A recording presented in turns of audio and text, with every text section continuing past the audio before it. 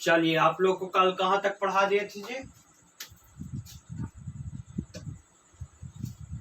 चलिए जल्दी जल्दी कमेंट कर बताइए आप लोग को कहाँ तक पढ़ा दिए थे कल। कहाँ तक पढ़ा दिए थे? पुराण पढ़ा रहे थे। चलिए बता रहे हैं रोहित कुमार पुराण, दिलीप कुमार और पुराण पढ़ा दिए थे। चलिए पुराण पढ़ा दिए थे आप लोग को। पुराण में बताए होंगे कि पुराणों की संख्या कितनी थी। पुराणों की संख्या 18 थी जिसमें सबसे फेमस पुराण क्या था? मत्स्य पुराण था। कौन सा पुराण था? मत्स्य पुराण था। मत्स्य पुराण में आप लोग को बताए थे कि विष्णु भगवान के 10 अवतारों की चर्चा थी। कितने अवतारों की? 10 अवतारों की चर्चा थी। बताए थे आप लोगों को कि 10 अवतारों की चर्चा थी।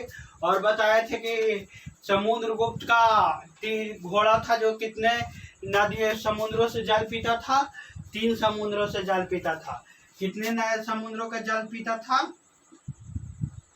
समुद्रों का जल पीता था। 3 समुद्रों का जल पीता था। इसका मतलब उसका विस्तार 3 समुद्रों इतना था।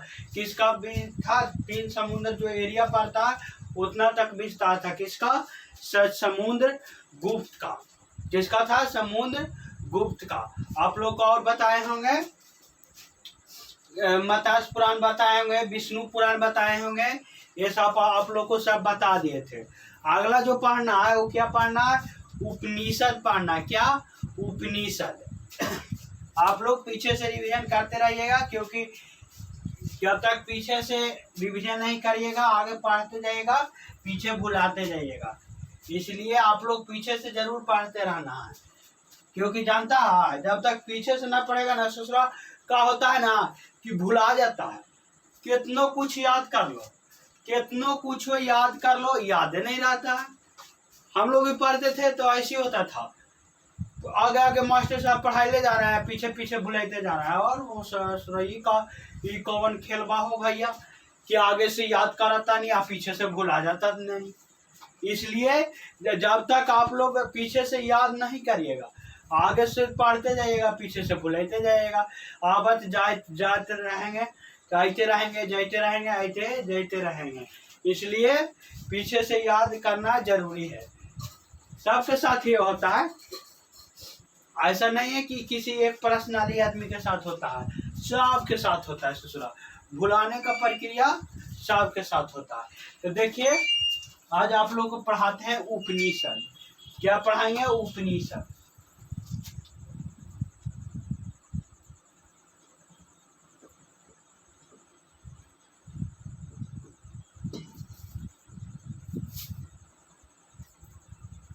उपनिषद आज आप लोग को पढ़ाएंगे। उपनिषद का मतलब क्या होता है कि विद्यार्थी जो होता है, स्टूडेंट होता है, जो शिक्षा के सामने रहकर अध्ययन प्राप्त करते हैं, यानी इनकी शिक्षा प्राप्त करता है, उसी को उपनिषद कहा जाता है।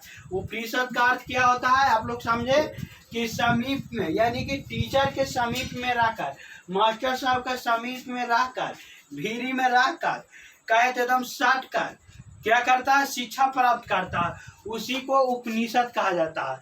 जैसे आप लोग देखे होंगे रामायण, कृष्ण भगवान में कृष्ण लीला आप लोग देखते होंगे तो देखते होंगे कि उन लोग का गुरुकुल होता था पहले के डेट में।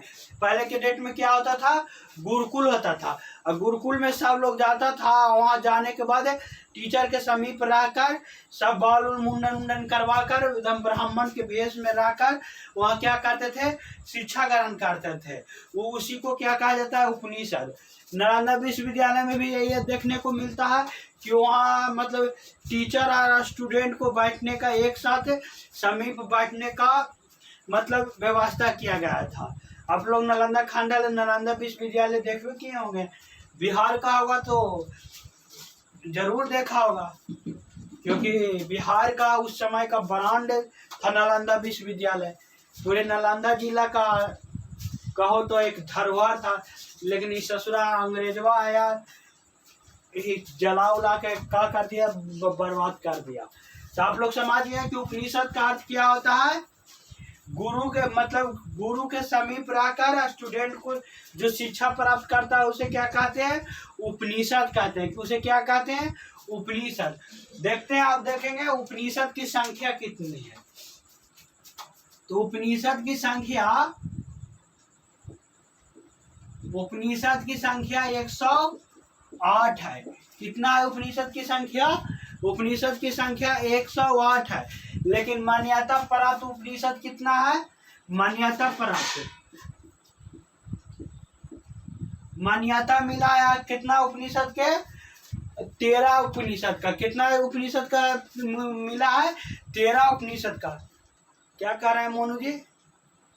ओ अच्छा, 18 की जगह 13 लिख दिए हैं, 13 की जगह 18 लिख दिए हैं। चलिए कोई बात ना। तो मान्यता प्राप्त उपनिषद कितना है? उपनिषद की संख्या कितना है? 13 है। कितना है? 13। तो 13 उपनिषद को पढ़ना है, 13 को नहीं पढ़ना है, क्योंकि पूरा आता है ना स्टूडेंट तो यही करता है, उसको ये पता नहीं है कि क्या पढ़ना क्या नहीं पढ़ना।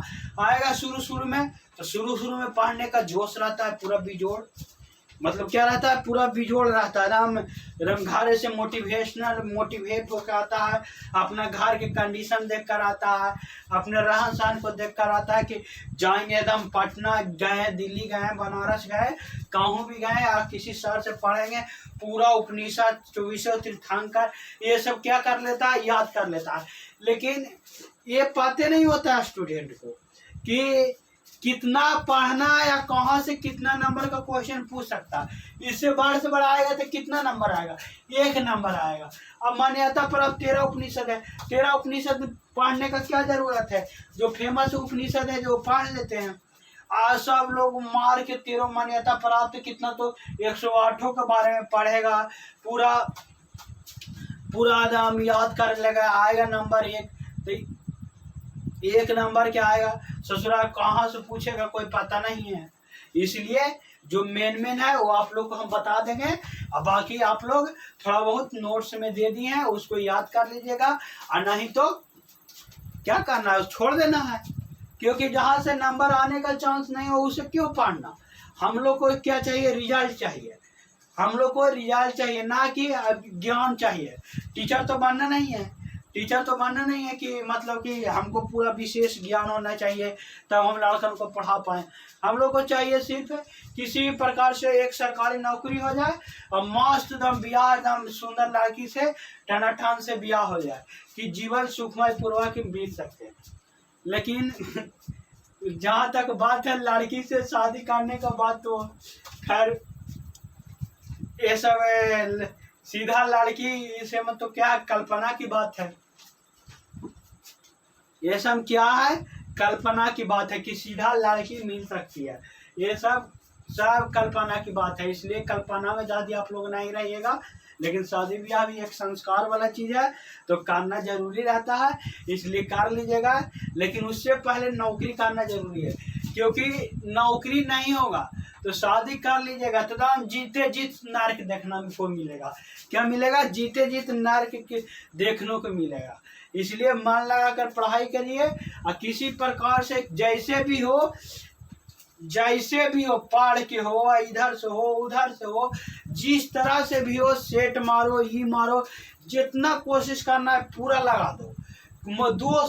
2 से 3 साल का टाइम दो अपने आप पर, और टारगेट रखो कि 2 से 3 साल में नौकरी ले, और उसके बाद ना आराम से जिए ना, कोई दिक्कत नहीं है, कोई नहीं बोलेगा, घरों वाला नहीं बोलेगा, एकदम मस्त बाइक घुमाते रहिए।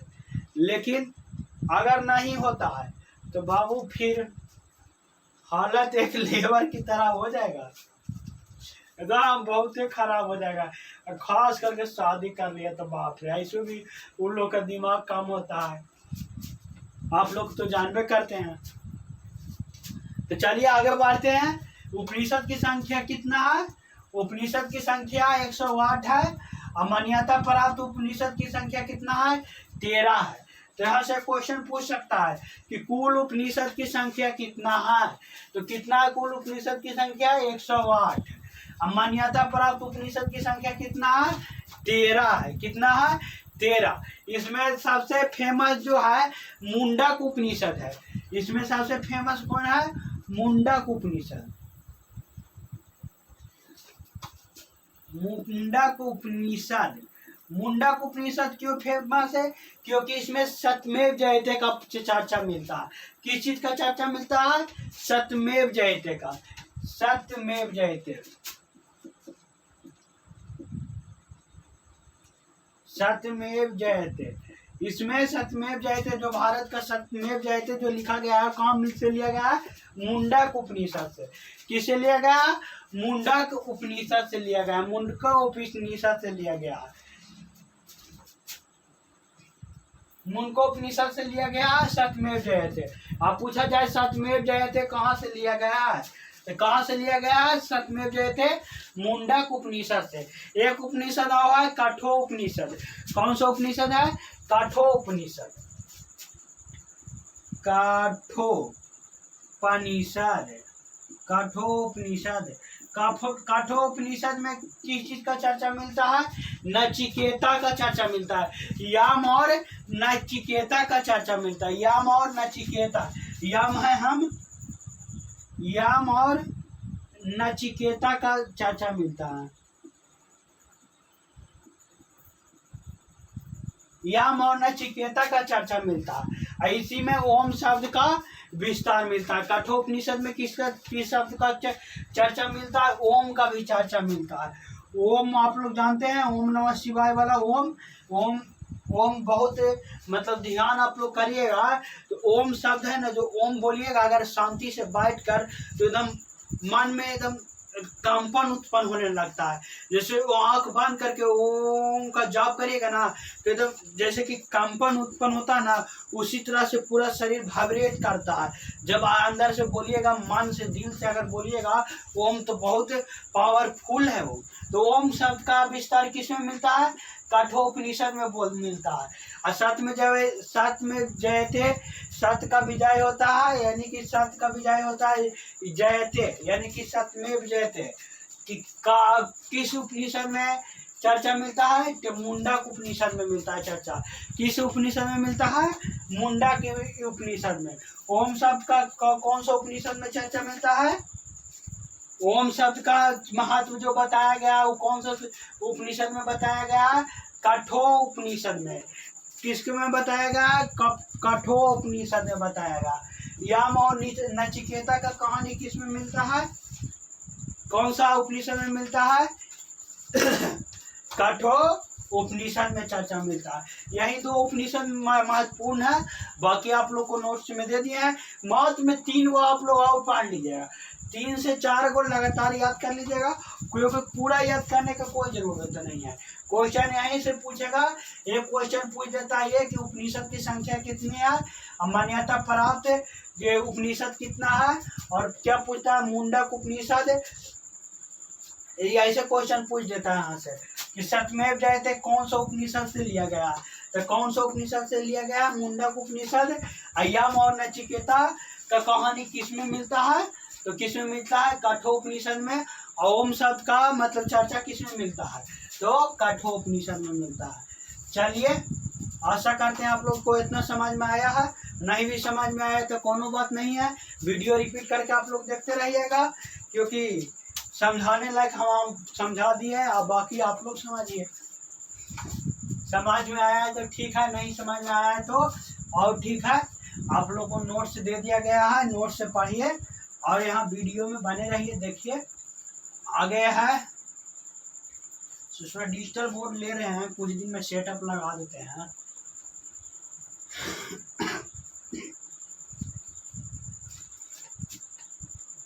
ना समझ में आने की तो कोई गलत बातें नहीं है कि समाज में नहीं आए, क्योंकि आप लोग को डाउट हम रहने ही नहीं देंगे। क्योंकि डाउट ही नहीं रहेगा तो समझने का बात ही नहीं है।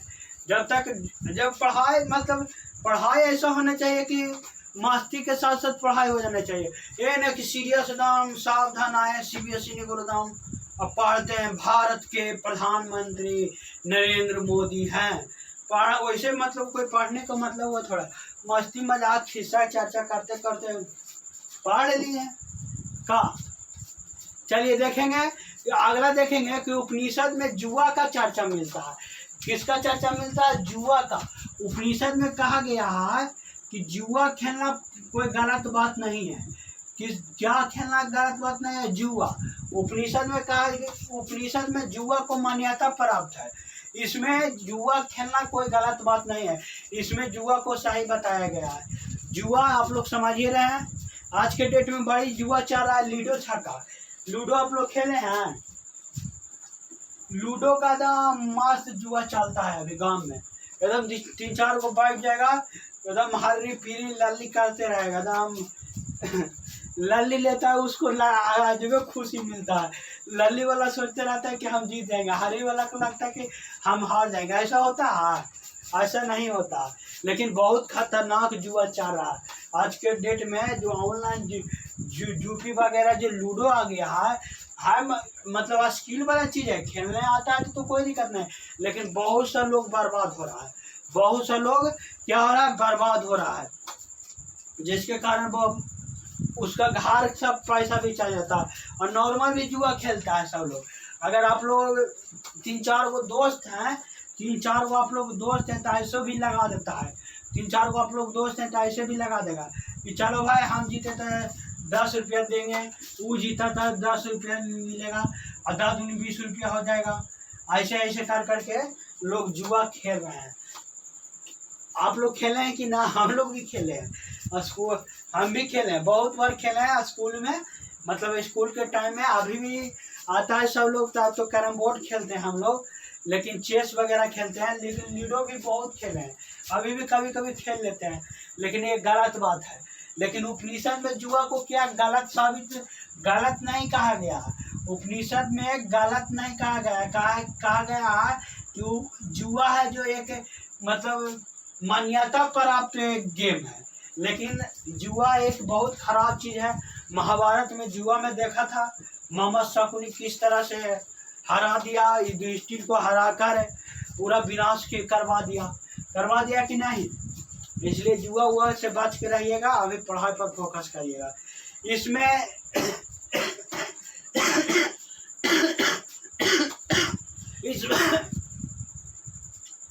मनुस्मृति को धर्म शास्त्र की, इसमें मतलब उपनिषद में मनुस्मृति जो बुक है, मनुस्मृति बुक के नाम आप लोग सुने होंगे। किसके द्वारा लिखा गया है मनुस्मृति बुक? मनु के द्वारा लिखा गया। इसमें मनुस्मृति बुक को धर्म शास्त्र में रखा गया एवं ऊंची जाति तथा नीच जाति को कहा गया है कि ये ठीक है। क्या कहा गया कि इसको इतना ही मान्यता प्राप्त होना चाहिए। कौन सा बुक में? मनुस्मृति में। मनुस्मृति किसके द्वारा लिखा गया था? मनु के द्वारा लिखा गया था। उपनिषद में मनुस्मृति बुक को धर्म शास्त्र बुक कहा गया कि जो इसमें लिखा गया है स्त्रियों और दलितों के प्रति वो क्या है, सही है। किसमें कहा गया? उपनिषद में कहा गया। कौन सा बुक को? मनुस्मृति बुक को। मनुस्मृति बुक है, उसको क्या कहा गया है? इसका रचना मनु के द्वारा किया गया था। किसके द्वारा किया गया था? मनु के द्वारा किया गया था। और मनुस्मृति बुक में कहा गया है कि ये क्या है? धर्म शास्त्र बुक है। क्या है? धर्म शास्त्र बुक कहा गया। ये धर्म शास्त्र बुक है, धर्म शास्त्र बुक है। पाव का क्या कहा गया कि इसमें ऊंची जाति तथा नीच जाति का जो बताया गया वो उसको धर्म शास्त्र धर्म के अकॉर्डिंग बताया गया। लेकिन ये क्या गलत चीज है। भले उपनिषद में इसे मान्यता प्राप्त है, मतलब सही साबित किया गया है, लेकिन ये गलत बात है, क्योंकि इसमें ऊंच जाति और नीच जाति का बहुत भेदभाव है और स्त्रियों के प्रति इतना मतलब कठोरता अपनाया गया है कि आप लोग सोच नहीं सकते हैं। एकदम नीचा दृष्टि से देखा गया है।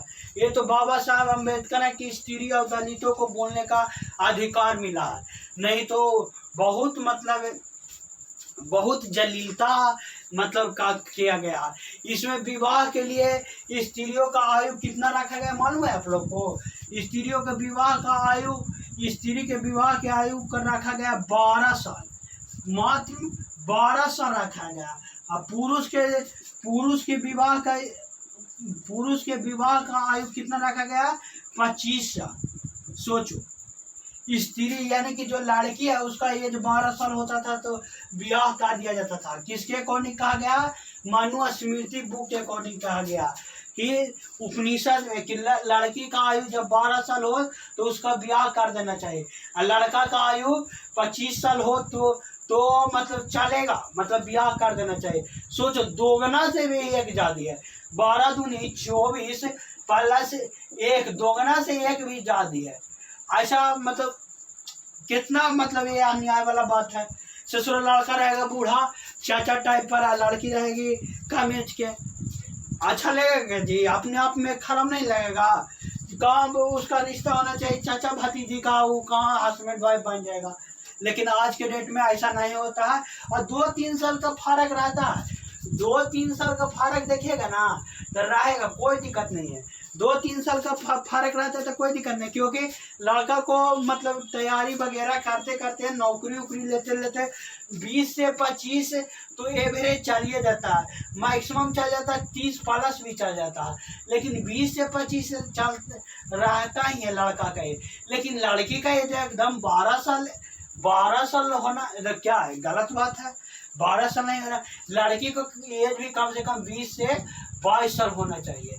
कितना होना चाहिए? 20 से 22 साल। अब 12 साल उम्र आप लोग जो रखा गया है मनुस्मृति बुक के अकॉर्डिंग और उपनिषद में बताया गया है, 12 साल के आज के डेट में कितना है? 12 साल की उम्र में लोग 7वां से 8वां क्लास में रहते होंगे। कितना में रहते होंगे? 7 से 8 क्लास में रहते होंगे, क्योंकि जोड़ न लो 15 से 16 लगभग रहता है तब आदमी मतलब मैट्रिक की परीक्षा देता है। मैट्रिक का परीक्षा मतलब 15 से 16, ये 16 से 15 के एवरेज में मैट्रिक का परीक्षा देता है।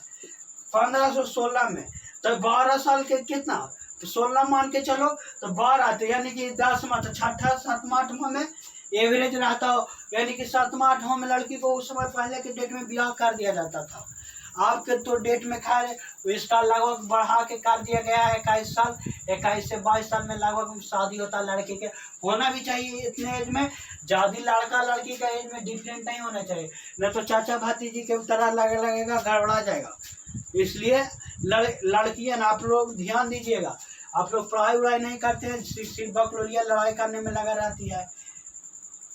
सास इन लोग को मिलता है वैसने टॉपर एकदम सास पुतों के लड़ाई देखने में बढ़ते मजा आता है, एकदम पूरा जबरदस्त लड़ाई होता है। लगता है ना कि इन लोग के मतलब जन्म सिद्ध अधिकार है, जैसे हम लोग को नागरिकता जन्म सिद्ध अधिकार है, भारत में रहने का नागरिकता जन्म सिद्ध अधिकार है, उसी तरह सास पुतों के लड़ाई, किस चीज का लड़ाई?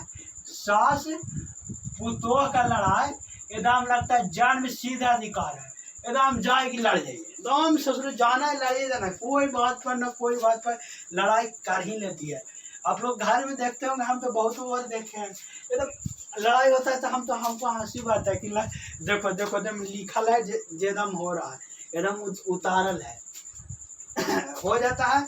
इसलिए आज के डेट में कम से कम लड़कियन तुम लोग बकलोलियन पढ़ाई वढ़ाई किया करो, और कम से कम 22 साल उम्र हो उसके बाद ही शादी ब्याह करना, न तो फिर गड़बड़ा जाएगा। वो गाना है ना, हमको बूढ़ा मिल गया हम क्या करें, उस तरह से तुम लोग को गाना सुनना पड़ेगा। इसलिए पढ़ाई लिखाई करके कुछ आपने भी किया करो, बेचारा लड़का को बैल मत समझा करो कि तू लोग को कमा के खिलाएगा, ऊपर से ड्राम उराम में पैक करने का भी धमकी देते रहेगी। कहाँ समझ रही हो ना तुम लोग? चलो आगे देखते हैं, आगे पढ़ते हैं महाकाव्य। आगे क्या देखते हैं?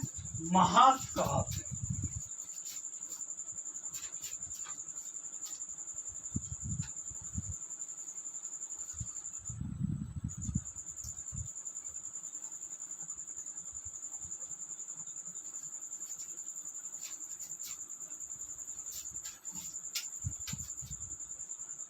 आगे देखते हैं महाकाव्य।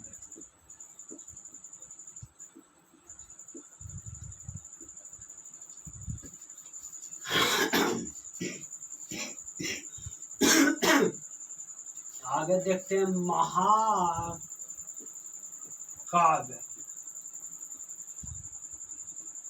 महाकाव्य कितने प्रकार के हैं? महाकाव्य 2 प्रकार के हैं। कितने प्रकार के महाकाव्य हैं?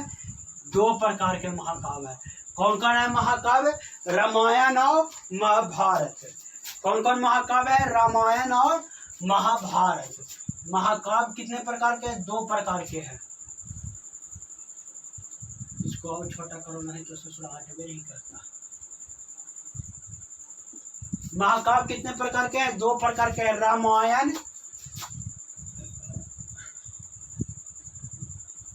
रामायण और क्या है? महाभारत। रामायण और महाभारत है। महाभारत, रामायण और महाभारत। तो हमारा महाकाव्य कितना है? दो प्रकार के हैं, महाभारत और रामायण, या रामायण और महाभारत। आप लोग ये दोनों से परिचित होंगे, सब लोग परिचित होगा। रामायण में रावण का वध हुआ और महाभारत में दुर्योधन का वध हुआ। महाभारत में किसका वध हुआ? दुर्योधन का। रामायण में रावण का। लेकिन गाजवे दोनों युद्ध था, इसलिए दोनों का महाकाव्य में चर्चा मिलता है।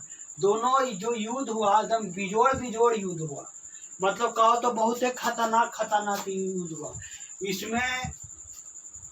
इसमें रामायण में देखना राम भगवान के चरित्र के बारे में बताया गया है कि राम भगवान का चरित्र कैसा था और रावण का चरित्र कैसा था। रावण चरित्रहीन होने के कारण मारा गया, न तो ऐसा नहीं था कि राम भगवान से थे। तो ये सबको पता है कि भगवान थे तो पावरफुल होना अल्टीमेटली सही बात है। जिस तरह से नेता का बेटा का नेता बनना कन्फर्म था, इसलिए भगवान थे तो उनको पास पावर था ही।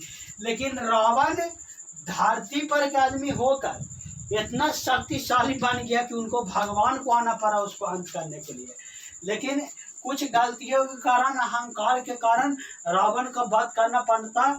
न तो रावण दुराचारी तो था, लेकिन पहले एक ब्राह्मण भी था। उसका जो पिता थे वो क्या थे? पंडित थे, ब्राह्मण थे।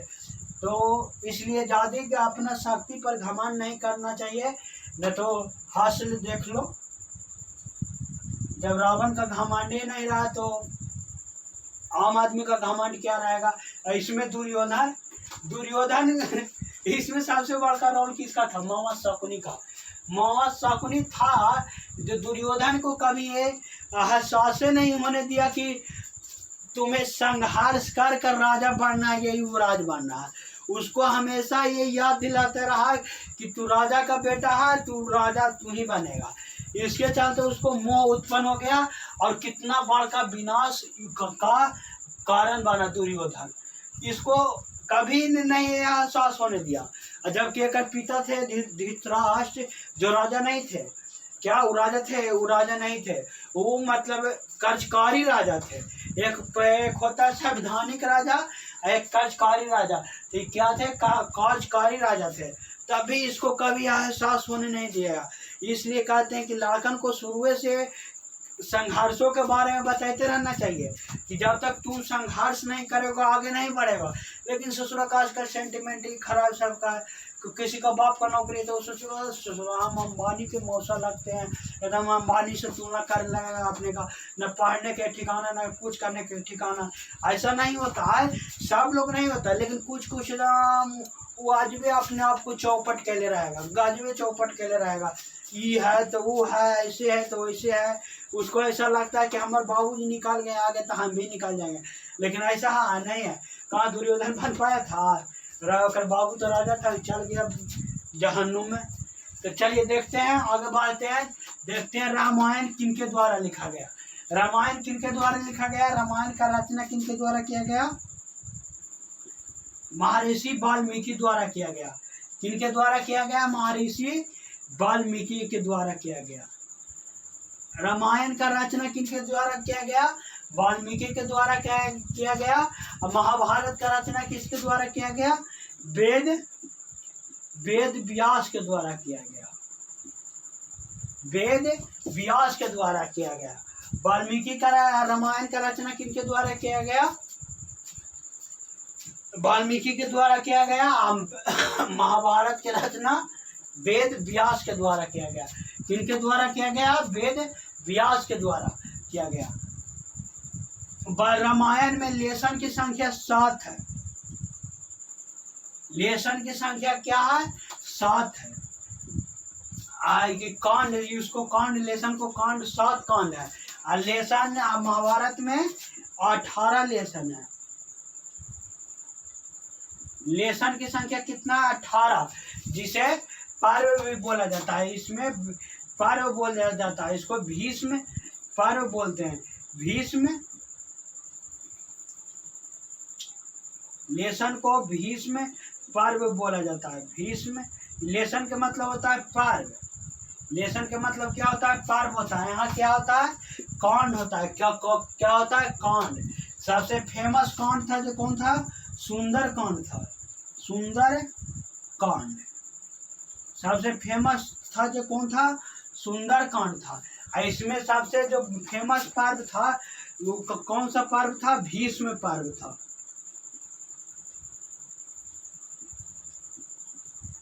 भीष्म पर्व था। कौन सा पर्व था? भीष्म पर्व था। भीष्म पर्व में ही भगवान श्री कृष्ण गीता का उपदेश दिए हैं। किसको? गीता का उपदेश की कौन सा पर्व में दिए थे? भीष्म पर्व में दिए थे। क्योंकि अर्जुन को पता ही नहीं चल रहा था कि मतलब हम किससे युद्ध करें, किससे ना युद्ध करें। क्योंकि उनको भी अर्जुन को लगता था कि सब तो मेरा ही फैमिली है। और सही बात है, सब तो मेरा ही फैमिली। पितामह है तो गुरु द्रोण है, तो दुर्योधन है, तो ये है वो है। मतलब उनको लग रहा था पारिवारिक। तो कृष्ण भगवान भीष्म पर्व में ही गीता का उपदेश देते हैं। किस चीज का उपदेश देते हैं? गीता का उपदेश। तो यहाँ से क्वेश्चन पूछ देता है कि भगवान श्री कृष्ण कौन सा पर्व में गीता का उपदेश दिए थे? तो कौन सा पर्व में गीता का उपदेश दिए थे? तो भीष्म पर्व में दिए थे। कौन से पर्व में दिए थे? भीष्म पर्व में दिए थे। और इसमें महाभारत में देखा जाए तो सबसे जो अत्याचारी अन्याय हुआ था तो किसके साथ हुआ था? कर्ण के साथ हुआ था। कर्ण को महाभारत में जबरदस्ती कहो ना तो जबरदस्ती एकदम हराया गया था। मतलब किस तरह से संघर्ष कर कर्ण आगे बढ़ा, आप लोग देखिएगा। आप लोग तो हड़बड़ा जाते हैं थोड़ा समय। कर्ण हो गया, बाबा साहब अम्बेडकर, ये लोग इतना न संघर्ष करके अपना जीवन में आगे बढ़े हैं कि आप लोग सोच नहीं सकते हैं। इन दोनों को समझो तो शिक्षा ग्रहण करने का अधिकार नहीं था। जो शिक्षा आप लोग आजकल देख रहे हैं, जो फ्री में मिल रहा है यूट्यूब पर, फेसबुक पर, जहाँ से आप लोग पढ़ सकते हैं, जहाँ माने वहाँ से पढ़ सकते हैं। लेकिन कर्ण को और डॉक्टर साहब बाबा साहब अम्बेडकर को, ये दोनों को शिक्षा मतलब ग्रहण करने में इतना कठिनाइयों का सामना करना पड़ा कि आप लोग सोच नहीं सकते। ऐसे ही महान नहीं बन गए। कर्ण के साथ कितना अत्याचार हुआ। गुरु द्रोण थे, जब कर्ण गया शिक्षा लेने तक तो गुरु द्रोण शिक्षा देने से मना कर दिए। जब भगवान परशुराम के पास कर्ण शिक्षा लेने गया तो झूठ बोलकर शिक्षा ग्रहण किया। क्यों? क्योंकि वो प्रतिज्ञा ले चुके थे गुरु परशुराम कि हम शिक्षा देंगे तो केवल ब्राह्मणों को देंगे। लेकिन कर्ण झूठ पढ़ने के लिए झूठ बोला था। उसके बाद में क्या उसको मिला? कर्ण को शराप मिला। जब शराप के कारण उसका पहिया धरती में ढा जाता है तो अर्जुन, बर्थडे बॉय अर्जुन था जो कहा कि जबरदस्ती उसको मारा। क्योंकि ये नियम था कि रात से उतरा हुआ आदमी को नहीं मार सकता है। तो उस समय श्री कृष्ण कहे थे कि कर्ण इतना बड़ा योद्धा है कि जब ये अपना रथ पर और अपना विजय धनुष हाथ में ले लेगा तो ये किसी से हार नहीं सकता। इसीलिए जबरदस्ती कर्ण को मारा गया। आकार आदि अर्जुन के जो पिता हुए हैं कौन? देवराज इंद्र इनसे कवच मांगने आए थे। क्यों? अपने बेटा को जिताने के लिए। इतना अत्याचार में भी कर्ण अपना मतलब वर्चस्व जो था जो बनाए रखा था। जाति पर इसका मतलब हमेशा सूत पूत कर भीम थे जो हमेशा कर्ण को सूत पूत कर चिढ़ाते रहते थे। उसी तरह बाबा साहब अम्बेडकर थे, इनको मतलब क्लास से बाहर रहकर पढ़ाई करना पड़ता था। हम लोग तो आज तक कल सीट नहीं मिलेगा क्लास में, ससुरा नहीं पढ़ेंगे, चलते हैं घर, सीटें नहीं था। अब बाबा साहब अम्बेडकर क्या कि क्लास से बाहर, ऐसा नहीं कि सीट नहीं था, सीट रहते हुए में ऊंची जाति के लोग कहते थे नहीं पढ़ने देंगे, तो बाहर बाहर आकर पढ़ाई करते थे। इतना बड़ा पढ़ाई की, इतना बड़ा मतलब शिक्षा के क्षेत्र में आगे गए हैं कि आज स्त्री और दलितों का जो बोलने का मुंह है, मुंह तो था लेकिन उसके पास बोल ही नहीं था। ये सब किसके कारण आया है? बाबा साहब अम्बेडकर के कारण आया है। तो चलिए आगे देखते हैं कि गीता का उपदेश कौन सा पर्व में दिया गया? भीष्म पर्व में दिया गया। और इसमें बाल रामायण में कितना मतलब लेसन था? तो 7 लेसन था। इसमें श्लोकों की संख्या 12,000 से 24,000 है। कितना? 12,000 से 24,000 है। और इसमें महाभारत में श्लोकों की संख्या 8800 है। कितना है? 8800 है। श्लोकों की संख्या कितना? 8800 है। महाभारत को पहले जय संहिता भी कहा जाता था। महाभारत को सब पहले जय संहिता भी कहा जाता था। क्या कहा जाता था? जय संहिता भी कहा जाता था। जय संहिता। महाभारत को पहले क्या कहा जाता था? जय संहिता, जिसमें लगभग 1 लाख श्लोक था, जिसको 8800 श्लोक में ट्रांसलेट कर किया गया है। जब आगे हम आप लोग को पढ़ाएंगे कि अकबर आया तो रामायण को महाभारत को सबको अपना भाषा में मतलब दूसरा भाषा में ट्रांसलेट करवाया कि कैसे करवाया, किसके द्वारा करवाया, किस कारणों से करवाया। जब अकबर के बारे में पढ़ाएंगे आप लोग को तो बताएंगे कि महाभारत और रामायण को अपना भाषा में क्यों ट्रांसलेट करवाया, किस वजह से करवाया था। तो चलिए आशा करते हैं कि आप लोग को उपनिषद महाकाव्य ये समझ में आ गया होगा। कल उससे आप लोग को वैदिक काल शुरू करेंगे। क्या करेंगे शुरू? वैदिक काल शुरू करेंगे। वैदिक काल आप पढ़ने के लिए आप लोग सब रेडी रहिएगा। कल से आप लोग को वैदिक काल स्टार्ट हो जाएगा। तो महाकाव्य कितना है? 2 है। महाकाव्यों की संख्या कितना है? 2 है। उपनिषद की संख्या कितना है? उपनिषद की संख्या 108 है। पट मान्यता प्राप्त है। उपनिषद की संख्या कितना है? 13 है। कितना उपनिषद की संख्या है? 13 मान्यता प्राप्त।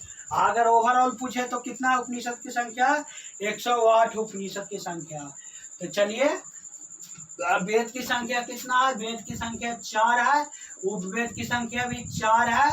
और एक और क्या पढ़ाए थे? उपनिषद पढ़ाए थे, महाकाव्य पढ़ाए थे। चलिए इतना तो आप लोग याद रखिएगा। इसके आगे आप लोग को कल मिलते हैं।